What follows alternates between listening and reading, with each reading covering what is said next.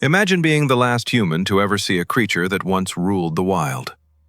Not through a screen, not in a book, but with your own eyes, just before it vanished forever. These aren't just stories about extinction. They're human stories about regret, neglect, and moments we can never get back.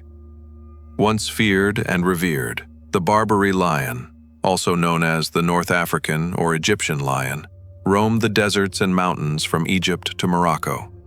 Hunters claimed they were the largest lions on Earth, with thick, flowing manes colored unlike any other. But that majesty didn't save them. With the rise of firearms and bounty hunting, their numbers plummeted. By 1890, they were already disappearing. In 1925, the last known photograph of a wild Barbary lion was taken, haunting and proud. But the story didn't end there. In 1942, a French hunter killed what was believed to be the last Moroccan Barbary lion. Yet over a decade later, in 1956, passengers on a bus in Algeria spotted a lion, massive, golden, proud. It watched them, then vanished into a forest destroyed not long after by war. No lion has ever been seen there since. While some lions remain in captivity, no one knows for sure if any are truly Barbary lions. No animal represents extinction quite like the dodo, a flightless bird that lived peacefully on Mauritius. It was first described in 1598 by Dutch sailors, not with wonder, but with hunger. The dodo didn't fear humans. That was its downfall. It became food for sailors, and for the rats, pigs, and monkeys they brought with them. Its forests were cut down, its eggs eaten. It vanished quietly. The last confirmed sighting was in 1662 by stranded sailors. The birds approached out of curiosity and were killed. A sad twist?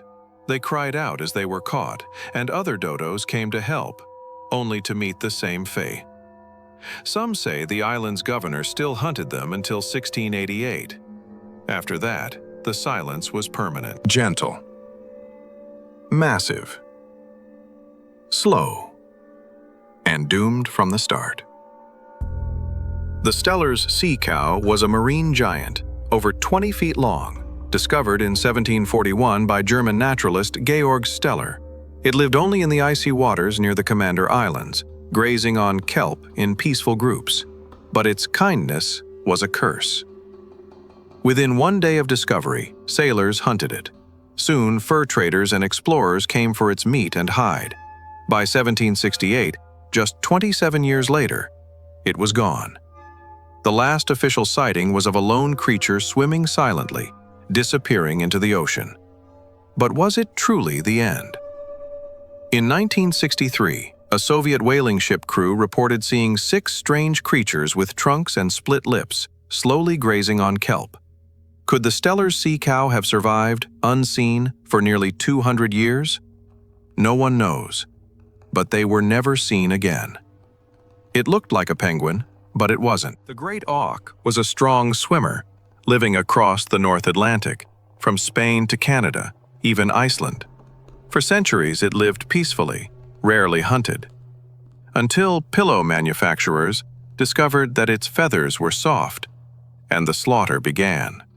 Its eggs, meat, and even its body for museum trophies became commodities.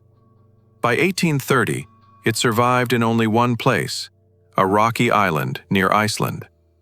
In 1844, 2 hunters strangled the final breeding pair and smashed their egg. That should have been the end. But in 1852, an ornithologist sailing past Newfoundland saw a lone bird waddling on shore, just watching the waves.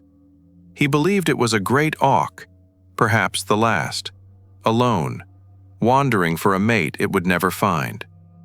Then the ship moved on, and the bird faded into history. Each of these creatures didn't just disappear. They were seen, often by humans who didn't understand the gravity of what they were witnessing. The final photos, the last footsteps, the fading calls. These aren't just records, they're warnings. Because extinction doesn't always happen in silence. Sometimes, It happens while we're watching, and only later do we realize we'll never see them again. So, what species will be next? And will we only appreciate them after they're gone?